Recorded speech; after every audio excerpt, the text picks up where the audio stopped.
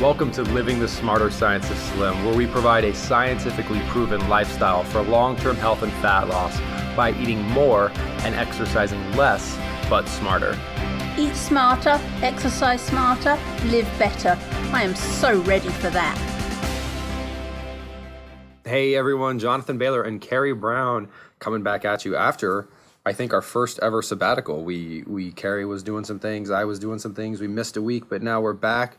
We're better than ever. We're energized. We're invigorated. Carrie, how you feeling? Well, I missed you. You missed me. I missed the crazy 2 hours in the studio. Did you miss I missed Elmo. I have a shirt on, which consists entirely of Elmo. It's a very fetching shirt, Jonathan. That's actually the word I thought of. When I saw it at the store, I was like, that is a fetching shirt, and this is why I purchased it.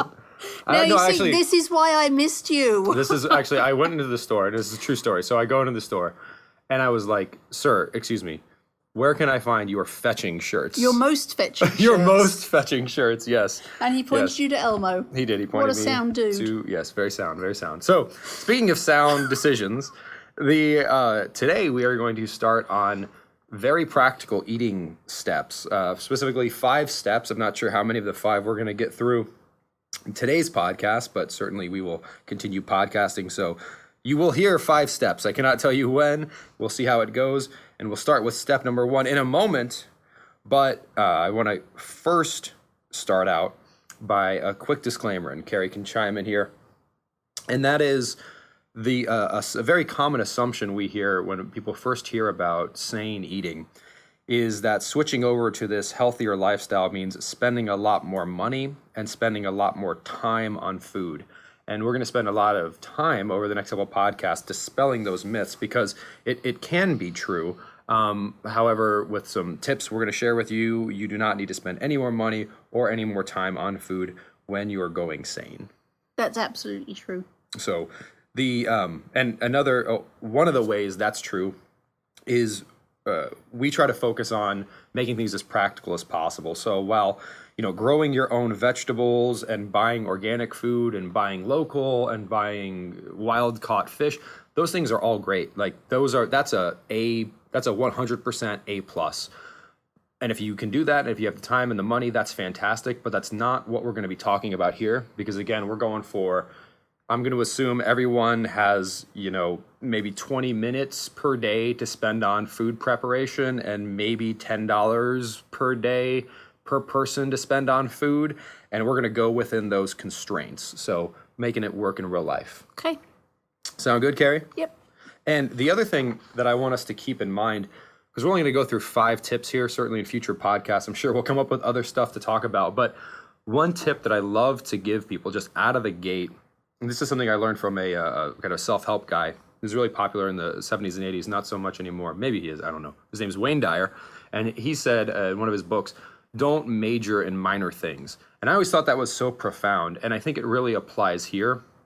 Because if you go and you read the newspaper or you read a magazine, there's always these like little, this chemical or this random thing or this nutrient or this phytonutrient, which are all interesting. But folks, if we're still eating starch and sugar, and if we're not consuming double-digit servings of non-starchy vegetables, and we're not consuming, 3 or more 30-gram servings of nutrient-dense protein per day, that little stuff doesn't matter at all. Right. We've got to focus on the big things, because having a clogged metabolic system and carrying abundant excess fat around our body is going to do more harm than all of those things combined times 10. I just can't tell you how much, taking care of these big things makes the little things go away. And just to put that into perspective, Dr. Philip Wood at the University of Alabama at Birmingham states plainly that obesity increases risk of disease as much as 20 years of aging does. I think that's just a profound way to look at things. If we are currently clogged, we are essentially putting ourselves at risk. We basically tacked on 20 years of age to our body. And if we can undo that metabolic damage, we will essentially subtract 20 years of aging off our body. So that is certainly, we can worry about sprinting once we've started jogging, but let's start jogging first. So sound all right, Carrie? Sounds great. All right, great. So could I also, maybe this is a good point for me to just point out that for a lot of people who are doing the eating less and exercising more, you're going to find that this isn't an increased time suck. You'll actually spend less time on producing sane food than you were doing lots of exercise, which never got you anywhere. So it's, for those of you who are in that exercising more phase, you're going to have all of that extra time back. If you spend some of that spending time in the kitchen, the results of less exercise and better food is going to be dramatically more than you're getting currently. Excellent point, Carrie, because, let's be fair here. Certainly going sane does take more time and effort than eating garbage and sitting around all day. But having a heart attack and being diabetic isn't very fun either. And it also costs a lot of money. It costs a lot of money and a lot of time. And I'd rather, just talking for me personally, I'd much rather spend an extra, $200, $300 a month, if that's what it takes, eating fantastic food than getting a bill for a $50,000 surgery. I know it's hard sometimes to think when you're paid month to month. It's hard to think in terms of that kind of length, but I'd much rather spend $300 a month now and never get that $50,000 bill. Another way to put that, Carrie, because I love that point, is there's very few ways that you can spend $300 and benefit from that 24 hours a day, 7 days a week, 365 days a year. Like, I don't care how much I like my Elmo shirt. I wear it maybe once every other week, maybe. However, when you feel better, when you look better, when you think better, like the cost per minute of that is so dramatically low. And as Carrie said, this may take a bit more time and a bit more money than doing nothing, but relative to the common approach, it is dramatically less expensive and dramatically less time consuming. So we can all do it. I think as the same way as you look at the whole SANE program, you have to look at the big picture, not the minutia. Exactly. You have to look at it, the big picture. Absolutely. And again, for folks who want to do more advanced things, once we establish that base, maybe we'll have some podcasts on advanced techniques. But again, we're not a country that necessarily needs to figure out how we can go from 16% body fat to 14% body fat. We're a country that needs to figure out how to go from being overweight and obese to not doing that. And to not have to dedicate our entire lives to staying slim, but rather establish a set of habits and a way of eating which just enables keeps us there naturally. And again, that may seem like too good to be true, but again, let's remember 90% of us avoided obesity and 99+% of us avoided diabetes without dieting and without going to a gym up until the 1970s. Right. So this isn't some crazy thing. We just basically need to, again, go back to what we did before we had these problems. So we're focused on the big things. As Carrie said, this is going to take dramatically less time and dramatically less money than the standard approach. So let's talk about step one. And this will come as no surprise to anyone. We've talked about it ad nauseum, but let's really call it out here and talk about some ways to implement it. Step one is to eat so many non-starchy vegetables and so much nutrient-dense protein that you are too full for starches and sweets. And I know Carrie's got lots of commentary here because I've known Carrie for a few months now, and she's truly transformed. I mean, Carrie, it might be worth, I think you mentioned this in some early podcasts, but why don't you refresh the listeners on your insane culinary history and sort of just tell us a little bit about that story because it's fascinating. So, became addicted to chocolate at age 3. Was a budding pastry chef whipping up stuff by age 10 in my mother's kitchen, and then I actually went on to National Bakery School and became a pastry chef, and I spent the best part of every day either up to my elbows in chocolate or covered in ground almonds or sugar or wheat or any combination of the above, and was actually the top student in the country. So I took it pretty seriously. Cooked for the Queen, worked as a pastry chef in Australia and Canada, and worked as a chocolatier in London, so made chocolates all day long. Yeah, that's my background. Well, and the reason, and here I am. And here she is. But here's what's the cool thing, folks. And Carrie, you can correct me if I'm wrong, but you're still leveraging your culinary talents. But you've essentially done this. You've enjoyed so many non-starchy vegetables and so much lean protein that your taste and your cooking style has changed, and it hasn't been a deprivation type of experience. It's been more of just a substitution, and yeah, I'm too full and I don't want these things anymore experience. You're right about I literally, and it still shocks me when I think how I don't want to eat cupcakes anymore. That's it's still weird for me. Yep. That is so, because I've spent so much of my life focused on creating, beautiful pastries and stuff that just taste really, really good. Now my focus has switched completely to how can I make things that taste that good and are as emotionally satisfying and satisfying for the taste and for satiety, but are sane. And so my focus has switched completely over to how can I get the same results as I used to get as a pastry chef, but in a completely sane way, so that all of us who just love really good food, really enjoy food, are not going to lose out on that because we choose no longer to eat wheat and grains and sugars and all of that stuff. And it's very exciting for me. It's very exciting, and I love that the whole philosophy of substitution is really, I think, an empowering philosophy when it comes to a lifestyle change. Because, for example, if we wanted to quit smoking, it's usually doesn't work as well if you just try to stop smoking. That's hard.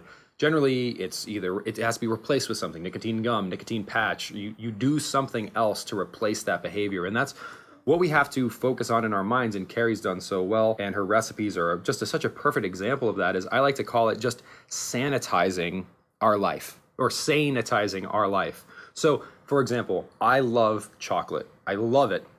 I'm a chocoholic. My entire family has a massive sweet tooth. I promise you, I do not ever feel deprived because I buy 25-pound freaking bags of pure undutched cocoa, and I have come up with so many wonderful ways to make sane versions of like a chocolate pudding or chocolate type cupcakes, and it's amazing. I mean, things like almond flour, coconut flour, using things like flax seeds, the cocoa, nut butters. The thing that I love about sane eating is it really doesn't close off any doors. I've yet to encounter a dish that is just a complete no-op. Like when we talk about eat so many non-starchy vegetables and so much protein that you're too full for starches and sweets. Like, well, what do you do with spaghetti? Well, instead of spaghetti noodles, you make spaghetti squash. Or what's the other one that you've been doing? Squash noodles. Squash noodles. Or you can use these, they're kelp noodles. Or there's another Japanese style of noodle, which is just, it's fantastic. And when we think in terms of substitution, I think that's very empowering. I think that's very uplifting. And I think we just have to get away from this deprivation, starvation, restriction mindset. That's not productive. You know my problem now? What is that? I cannot produce enough recipes.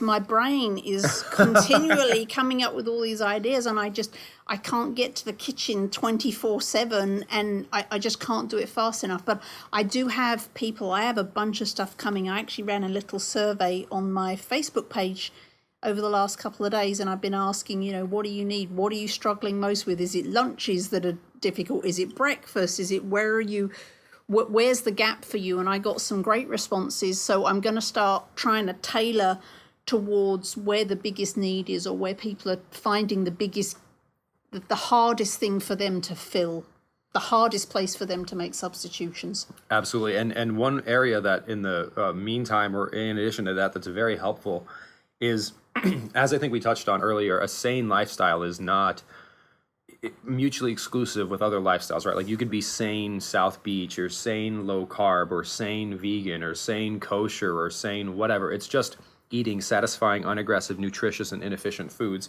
And if we want to custom tailor that, we can. The reason I say that is, for example, the paleo community, or the diabetic community, or the low carb community, like if you wanted to find a sane version of X and you typed into any search engine paleo X or low carb X or sugar-free X. Like, there's so much out there already for you. So I hope no one feels like, oh my God, I just can't start on this because it's not all laid out.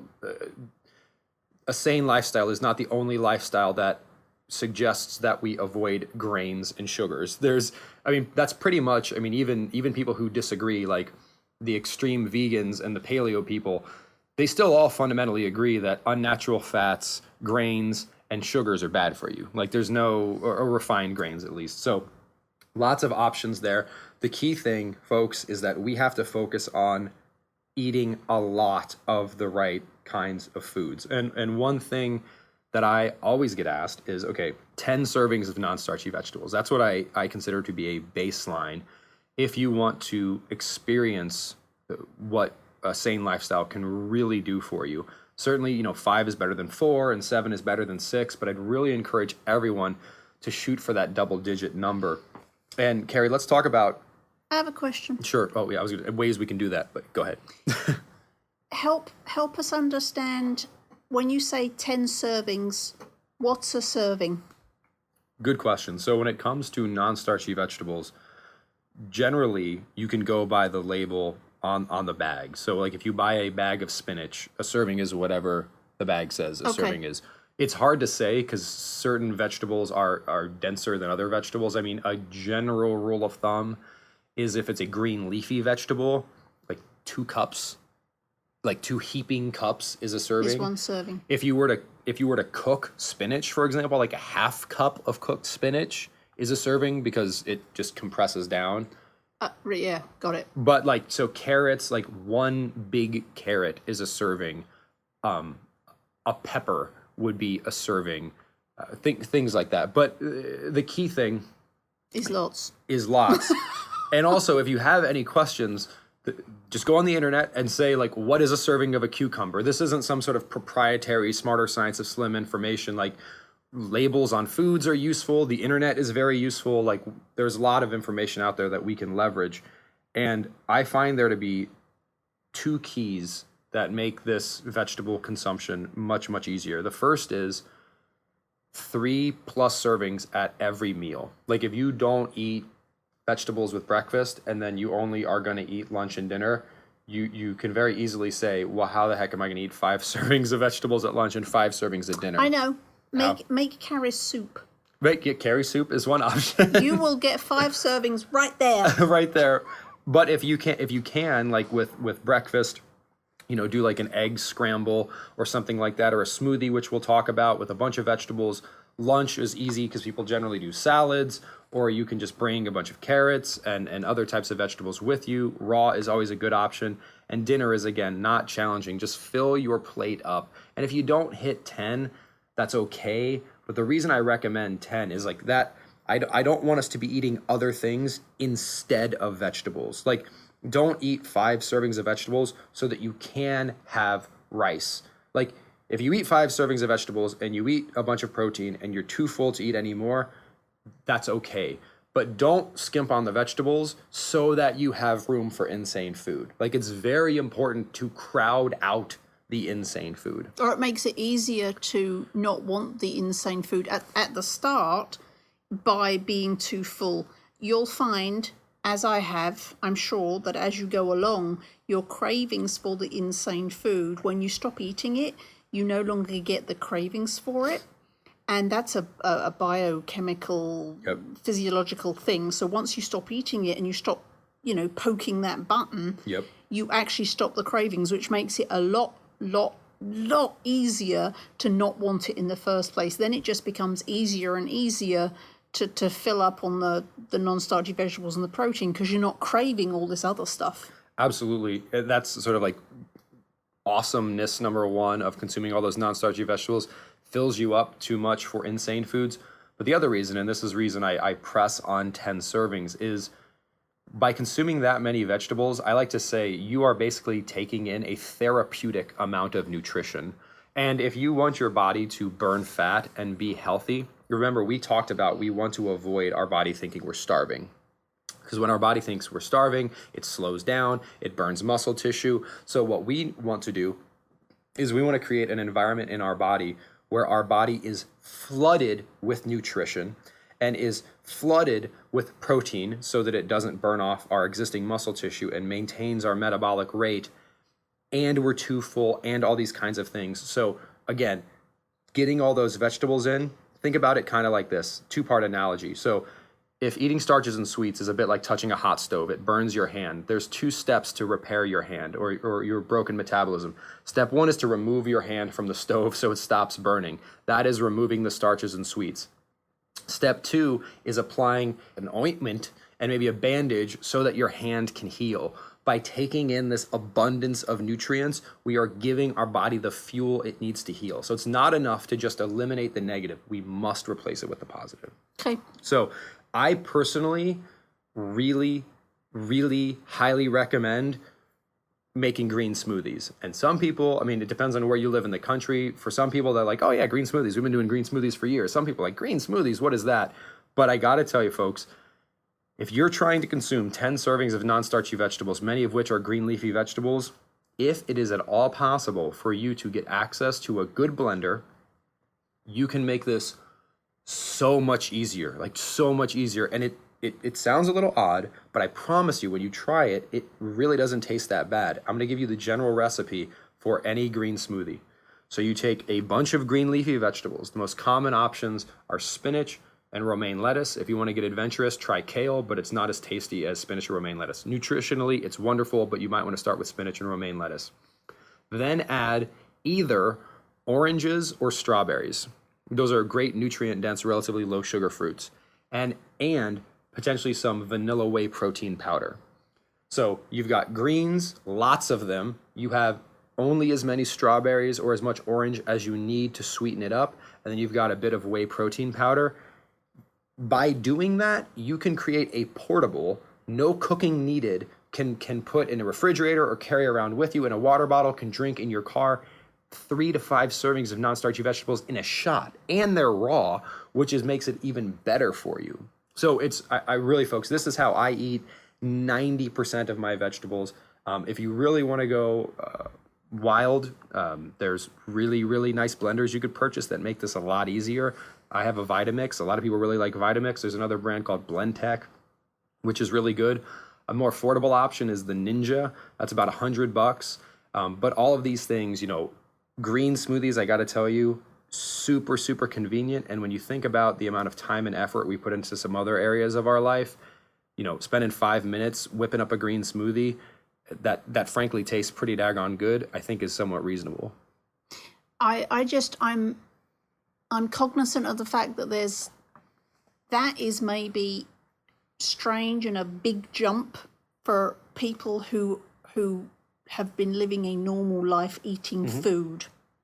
So what I would suggest for those people who just see that as too big a jump is maybe do add the smoothie, add a half a smoothie to a more normal SANE breakfast. Absolutely. Like, have your omelet or your scrambled eggs and have the smoothie on the side, so you're not making this huge jump from a plate of food to a green smoothie. Well, no, and Carrie, I'm actually really glad you brought that up. I didn't mean to suggest that people would stop eating food, just drink everything. It was more of a, for example, like in my day job here at Microsoft, it's very difficult for me to sit down and eat a big plate of food. Like, it just doesn't work for me. However, I can carry around with me a shaker bottle very easily. Would I prefer to eat a delicious salad? Absolutely.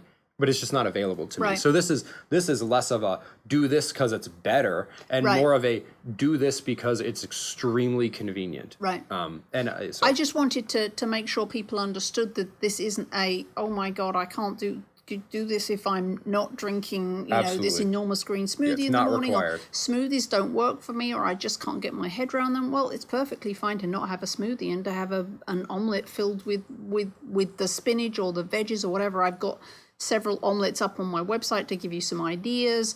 The point is, we're trying to help you make SANE eating work in your life. Yes. It's not just this is the way to do it. Exactly. If you're going to keep on, if you're going to actually be able to live it, it's got to be something that works with your lifestyle. For some people, smoothies is going to be the way to go. For other people who maybe have more time or just don't want to drink their food, there's other options. Find out what works for you. We'll give you a bunch of ideas. Then you can mix and match to make it work with your lifestyle, I think is what we're trying to do. Absolutely, absolutely. And when it comes to getting those vegetables, I think an interesting subject to cover is the source of vegetables. So there's fresh vegetables, there's canned vegetables, there's frozen vegetables.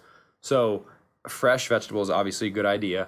Frozen vegetables are also a great idea. In fact, certain examinations have shown that in some cases, frozen vegetables can actually be better for you than fresh vegetables, because frozen vegetables are often frozen immediately upon being picked, whereas a fresh vegetable may not actually be that fresh. Like, it may have been flown across the country, and it may have sat in the store for a while. So please don't feel bad about buying frozen vegetables.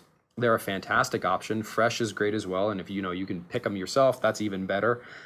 I would steer away from canned vegetables. The process that takes place there does tend to denature the nutrition a bit. So if you can, stick to fresh or frozen, deeply colored vegetables. Also, as a general rule, the deeper the color, the better. I mean, cauliflower is not deeply colored and it's still fine for you. But again, green leafy vegetables are great. And then things like carrots, peppers, again, the deeper the color, the better. And another good thing to think about, remember, we always talk about non-starchy vegetables. It's pretty easy which vegetables are starch and which vegetables aren't, but if it becomes a bit confusing, one general rule is that non-starchy vegetables can be consumed raw.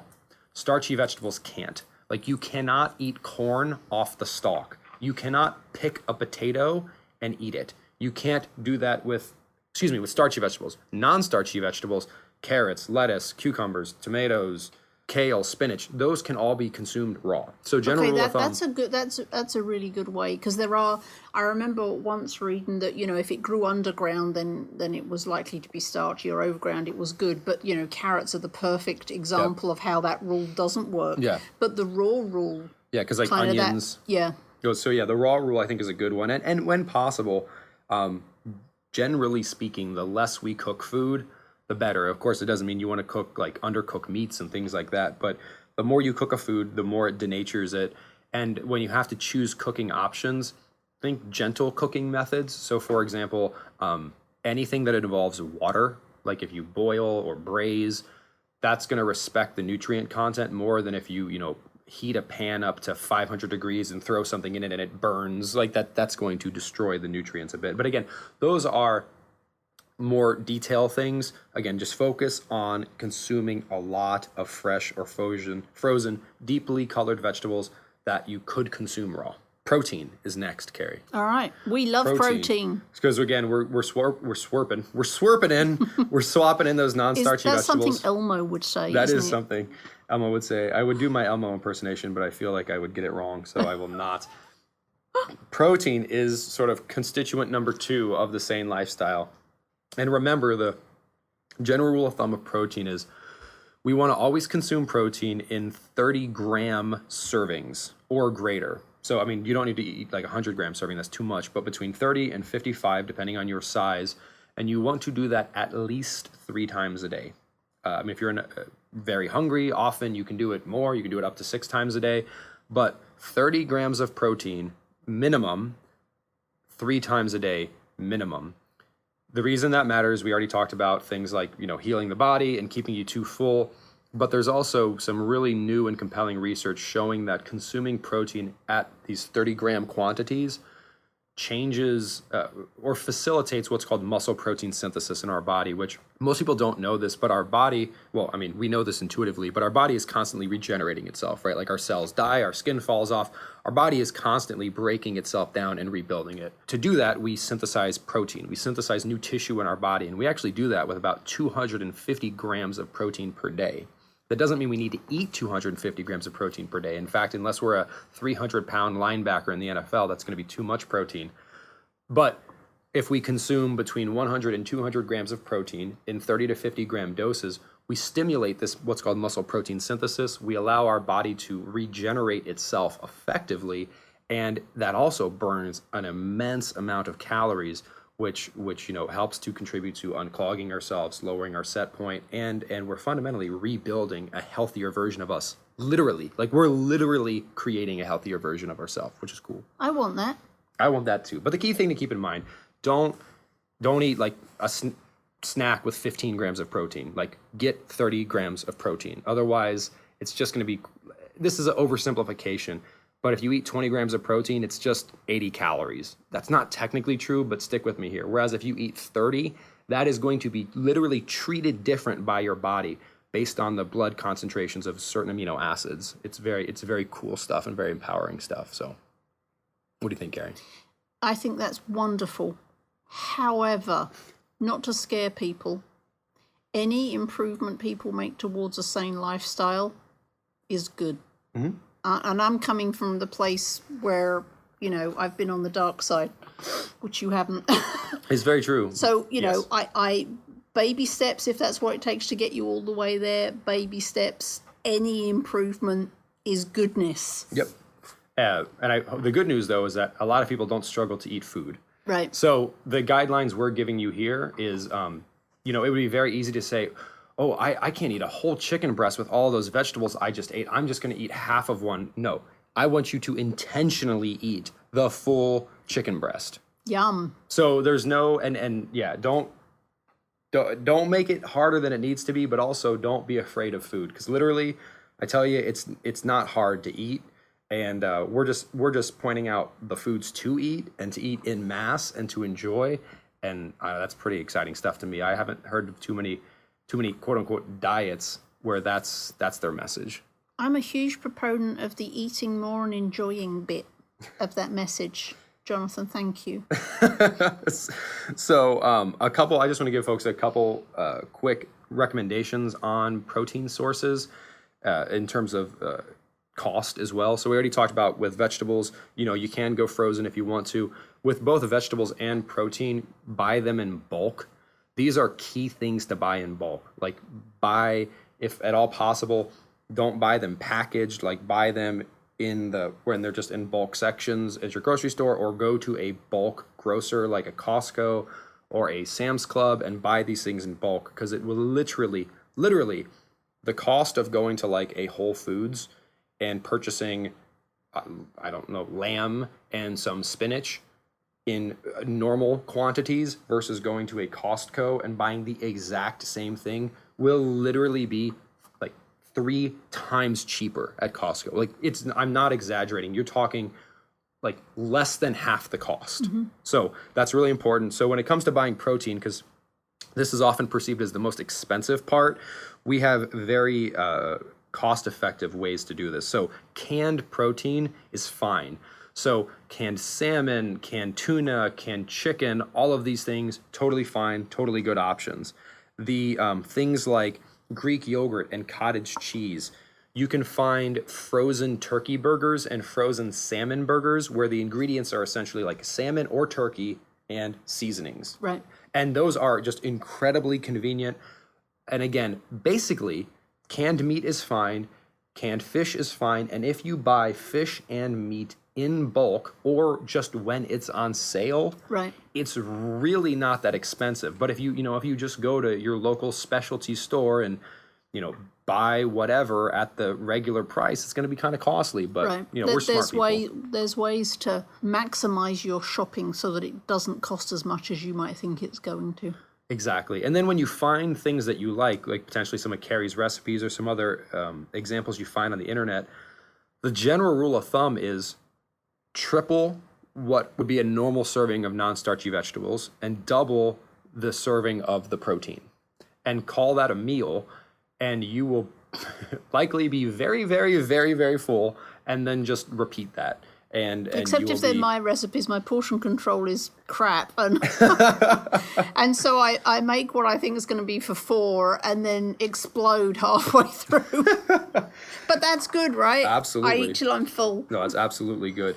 So a couple good things on just some quotes here, some science to wrap us up, and then we'll start next week with step 2. So we only got through 1 step today. So it was a good step. It is a good step, and we actually covered a bunch of things in there. Oh, I'm sorry. And while we're on this 1 step, people often ask me about protein powders. So let me quickly cover those, and maybe we'll spend more time on this in another podcast.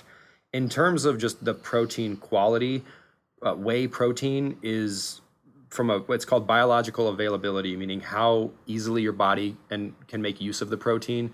Whey protein is the way to go. It's also incredibly cost effective. It comes in wonderful flavors. Just be careful about the brand of protein powder you buy. Good protein powders will have at least a 10-to-1 protein to sugar ratio, meaning if a serving of a protein powder has 25 grams of protein and 10 grams of sugar, it's crap. It should have 20 grams of protein and 2 or less grams of sugar. So don't be fooled. If you go to like your local grocery store, they have these quote unquote protein powders, which are like Slim Fast shakes or, Special K diet drink, which has often more friggin' sugar in it than it has protein. So just watch out for that. You do have to read the labels. In fact, I would advocate for, when you're ready to go SANE, or if you're already there, read every single label. You pick something up before the trip from the shelf to the trolley, the cart, read the label. Absolutely. And then half the time it's not going to make it into the cart because you're going to realize how much sugar there is in there that you really don't want to eat, and it goes back on the shelf. And if you ever need any help, I don't sell supplements. That's not the business I'm in. But things that I find that I like, products, services, I have a link on the Smarter Science of Slim website in the upper right-hand corner called the SANE store. So you can see my recommendations around protein powders and like where to get vegetables, things like that. Also, of course, you can jump in at any point in time in the Smarter Science of Slim support group on the website if you have a specific question, like, what about XYZ? Does that work? Feel free to jump in there. So other protein powders that work, though, there's a protein powder called casein. Casein is whey is a milk protein derivative. Casein is also a milk protein derivative. Egg white protein powder is fantastic for you. For vegetarians, hemp protein, rice protein, and pea protein are good. I would shy away from soy protein. We can get into why later, but generally stick with the hemp, the rice, or the pea protein. And again, some good sources of that on the website. But coming back with some science, let's go to Harvard University. Let's go to Dr. Willett, who tells us cutting back on carbohydrates, specifically starches and sweets, and replacing those calories with protein lowers the level of triglyceride that increase the risk of heart disease and also boosts HDL, the protective form of cholesterol. And then one more from Dr. Lehman over at the University of Illinois. Diets with increased protein have now been shown to improve adult health with benefits for treatment or prevention of obesity, osteoporosis, type 2 diabetes, metabolic syndrome, and heart disease. And I tell you what, folks, if we could treat and prevent obesity, osteoporosis, type 2 diabetes, metabolic syndrome, and heart disease, we'd be pretty good to go. Like that just encapsulated like 80% of the things that kill us in this country. So it's all true. And not only that, but you'll have a much funner time living. And you will look better and even think better. Like your mind will actually look better. So it's all good stuff. I'm not sure I want everybody to think better. We're going to have There's some people for whom that could be quite dangerous. Your body fat will fall and your IQ will rise and your health will rise. It'll be all goodness. Well, hopefully this was helpful, folks. Carrie, do you have any final words for this week? No. I will take that as a no. All right, folks. Well, thank you so much for joining us this week. And we'll be back next week with step 2. And remember to eat more, exercise less, but smarter. We'll see you next week. Bye-bye. Wait, don't stop listening yet. If you like the podcast and if there's other ways we can help you, please join us in the Smarter Science of Slim support group, which is freely available at the Smarter Science of Slim website, smarterscienceofslim.com. There you'll find all kinds of free recipes and success stories and just all kinds of fun stuff, like how to help your kids go sane and just great community content. And just one last thing before you go, if you wouldn't mind heading over to iTunes and up onto Amazon.com and leaving us a review, and then going over to Facebook and liking us.